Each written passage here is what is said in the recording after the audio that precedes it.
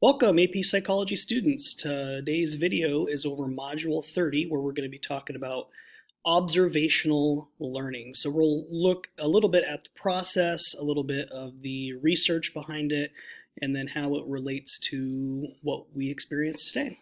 So first slide here, modeling and observational learning kind of go hand in hand with one another. So observational learning, it seems very simplistic. You learn by watching others, but there's a few additional steps there. So you watch somebody else, you see what they do, you see if they get rewarded or punished, and then you make a decision whether you want to imitate or model that behavior. So there is some cognition here. You watch, you see what happens to them. Do they get rewarded? Do they get punished? And then you make a determination if you want to do that behavior, and then you do the behavior. So sometimes they call this term vicarious reinforcement or vicarious punishment. Maybe you've heard that term vicarious, like someone is living vicariously through their kids. So you learn. You don't have to be punished to learn that a behavior is unacceptable or not worth doing. Growing up, I had an older brother who got into trouble all the time. I didn't need to make all the same mistakes that he did. I saw him make the mistake. I saw the consequence. I decided I don't want any part of that. There was observational learning by by that occurring. On the same token, if you see somebody who is doing something dangerous and maybe they jump off a house onto a trampoline or something and they break their arm or their leg, you can, okay, I don't need to learn that for myself.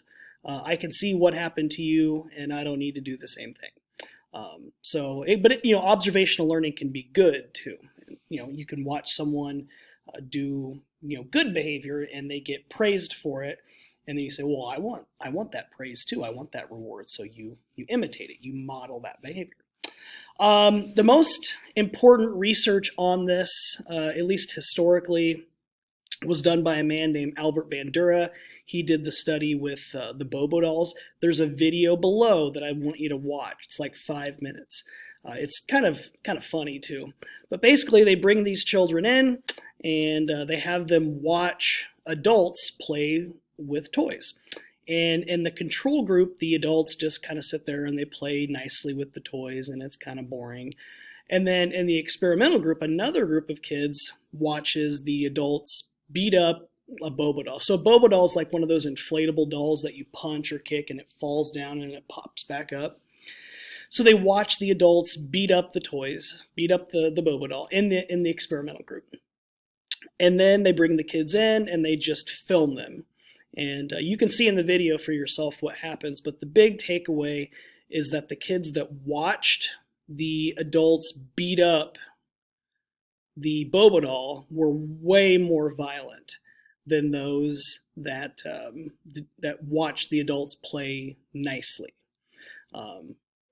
Especially things like pulling out toy guns and pointing it at the Bobo doll's face and things like that. So the big takeaway, it alarmed a lot of people when this research came out, was, kids are very impressionable and they can be, shaped very easily to become violent. And so it kind of begs this question of, think about all the violent media that we see day to day.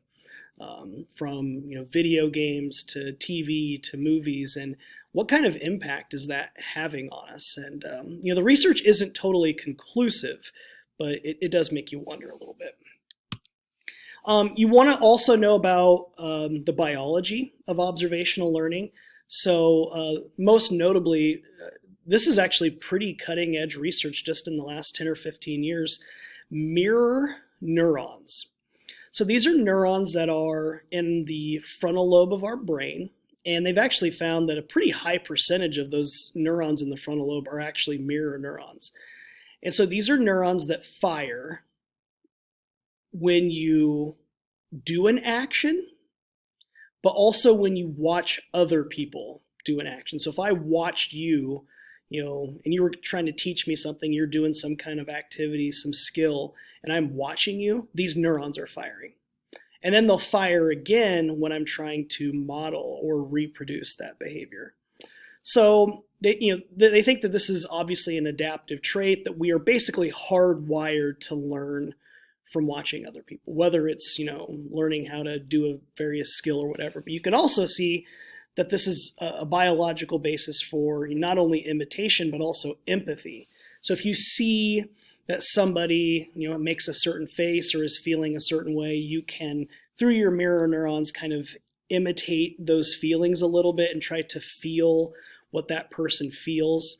They've done some considerable research linking mirror neurons with those with autism, and they found that people on the autism spectrum have a lack or a deficiency of functioning mirror neurons, meaning they don't work as well as someone who does not, is not on the autism spectrum. So, one thing among many that people with autism or on the spectrum, struggle with at times can be kind of like social situations and kind of reading, the situation, what they should do. And part of that is maybe they didn't learn kind of the social norms as well, because their mirror neurons, they didn't learn those from watching other people. So, but the research is still kind of coming out on this. Again, obviously, observational learning can be a good thing or a bad thing. It can be pro-social. Think about the observational learning, the modeling that takes place in schools. Teachers show you how to do a certain skill, but other things in schools too. They model what is acceptable behavior and what kind of circumstances, when you're in a room, when you're in a hallway, just, social situations, how is it, what's the appropriate way to act? A lot of that we learn from watching other people. But there can also be antisocial effects. Again, think about the role of media in violence, the movies, the video games, those kind of things. What we do know from the research, I'll say a few things, and you can kind of make your own final judgment, but I'll just lay out what the research says. Heavy exposure to media violence predicts future aggressive behavior, more so than people who do not have high exposure to violent media. So this is a correlation. And again, we've talked about this. We know what correlation means and what it doesn't mean. We're just saying if you look at large groups of people, those with more exposure to violent media tend to be more aggressive. But again, it could be that the violent media causes the aggression. It could be that people who are aggressive seek out this kind of stuff. They like the violent movies. They like the violent video games.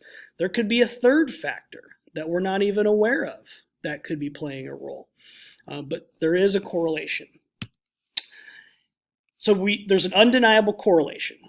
Now, if you look at page 309 in your textbook, again, I'll let you make your final call, but there was a study that they cited that said that they had established causation between viewing violent media and increased aggression. I'll let you read the study for yourself. But basically, they had some people, watch like a cartoon, and then the experimental group watched some kind of violent show.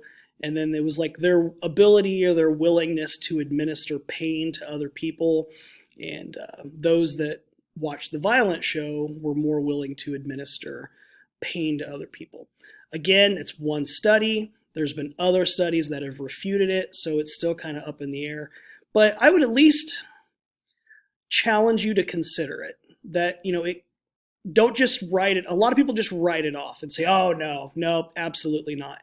And I'm not here to sell you that it's definitely true. I would just keep an open mind, because we obviously have problems, not only in America, but in a lot of places with violence. And just keep an open mind about what could be playing a role. There have been some studies that have shown that with the introduction of every country that with this study, it was like 20 different countries, every country that got television, within 25 years, their violent crime rates had doubled. Now that's a correlation, but again, it makes you think, okay, what could it be? So, kind of interesting here that they've looked at what it's called the violence viewing effect. What could be, if there is an impact, what would be the things that make it more likely that somebody would be violent after watching a violent show. And what they found is if the person committing the violence is attractive, people are more likely to follow that. If the violence looks realistic, so difference between like a cartoon, versus real life. And then does the violence go unpunished? So does someone commit a crime and they hurt somebody and then there's no consequence for it? Like maybe they become the hero or whatever. So these are all things that if these things occur, people are more likely to imitate them. And this is what they've demonstrated in research. And then what we do know is that violent media desensitizes us, meaning when you first view something that's violent, you have a larger reaction to it. But over time, if you watch more and you watch more of it, you don't have the same reaction to it. We do know from the research that definitely occurs. That people, I always ask, like, think about if we took someone from like 100 years ago that had never watched television and lived a normal 1920 life, and you put them in front of a TV and you showed them like the movies, the Saw movies or some other horror movies, like how would they respond to that? They'd probably be pretty freaked out by it. But many of us, we're desensitized to it. We're like, oh yeah, well, but this is kind of a bloody one. We don't get the same reaction that we used to. So again, I'll just kind of finish by, just pushing you to keep an open mind about what, could be the cause. And I think sometimes when people have their own kids, that can, change your outlook a little bit. It's different when you're young and you're like, whatever, I'm not going to go kill people. But when you have kids at home that you're responsible for, it gives you a little bit of pause. So hopefully at this point you can talk about what observational learning is, what Albert Bandura did with the Bobo doll study and why that was important, mirror neurons and how biology plays a role in observational learning, and then just a quick overview of the research on observational learning and violent media. What does the research have to say? So good place to stop. Thanks, guys.